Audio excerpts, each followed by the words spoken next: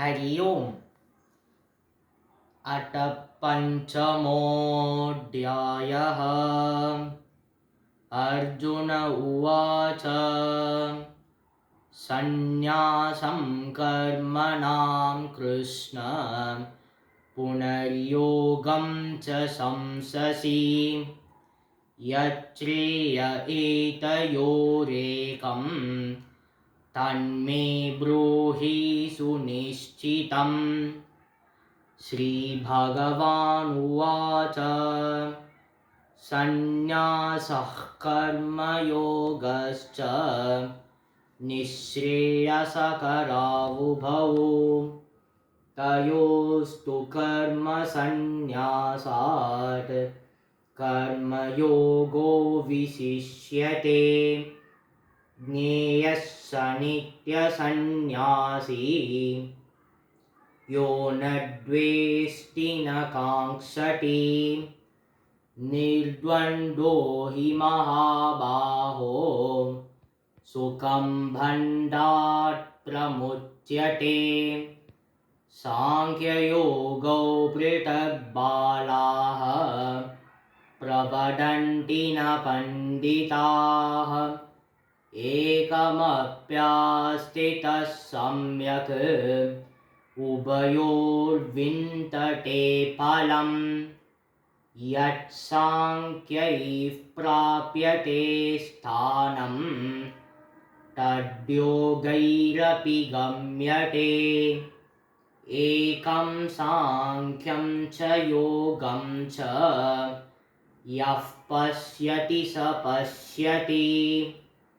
सन्न्यासस्तु महाबाहो दुःखमातुमयोगतः योगयुक्तो मुनिर्ब्रह्म न चिरेणाधिगच्छति। योगयुक्तो विशुद्धात्मा विजितात्मा जितेन्द्रियः सर्वभूतात्मभूतात्मा कुर्वन्नपि न लिप्यते। नैव किञ्चित् करोमीति युक्तो मन्येत तत्त्ववित्।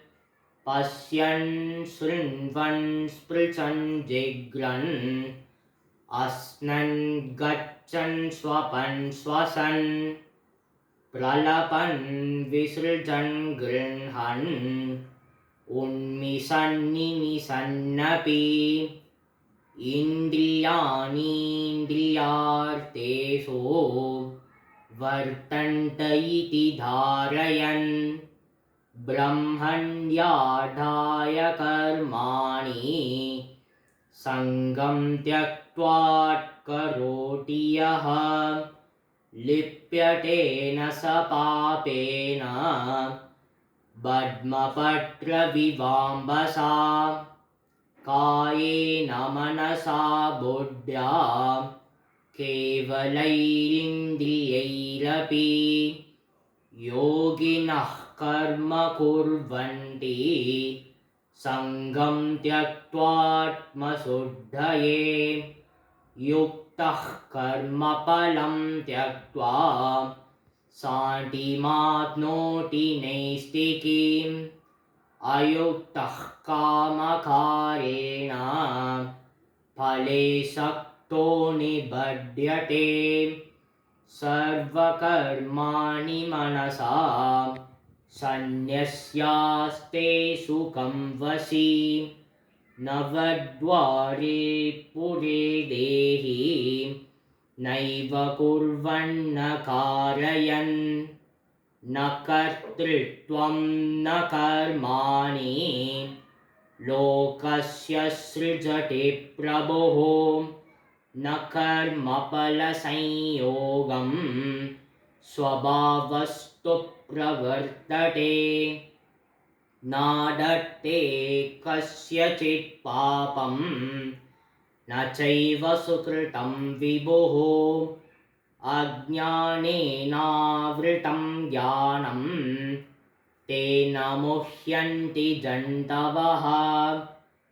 ज्ञानेन टुटटज्ञानम् येषां नाशितमात्मनः तेषामादित्यवज्ञानं प्रकाशयति तत्परम् तद्बुद्धयस्तटात्मानः तन्निष्ठास्तत्परायणाः गच्छन्त्यपुनरावृत्तिं ज्ञाननिर्धूतकल्मषाः विद्याविनयसम्पन्ने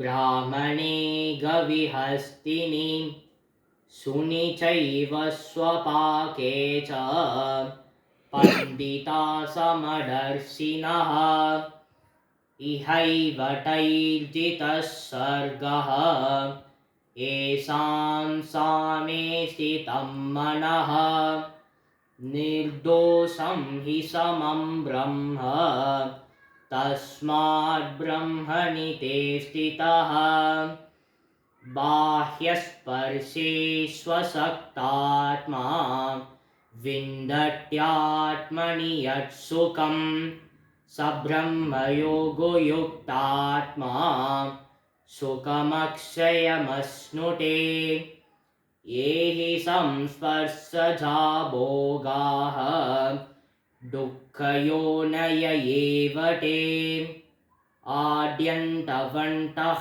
कौन्तेय न ते सुरमते बुधः शक्नोति हैवय्यः सोढुं प्राक्शरीरविमोक्षणात् कामक्रोधोद्भवं वेगं स युक्तः स सुखी नरः योऽन्तः सुखोऽन्तरारामः तटान्तर्ज्योतिरेव यः स योगी ब्रह्मनिर्वाणं ब्रह्मभूतोऽधिगच्छति लभन्ते ब्रह्मनिर्वाणं ऋषयः क्षीणकल्मषाः छिन्नद्वैतायतात्मानः सर्वभूतहिते रताः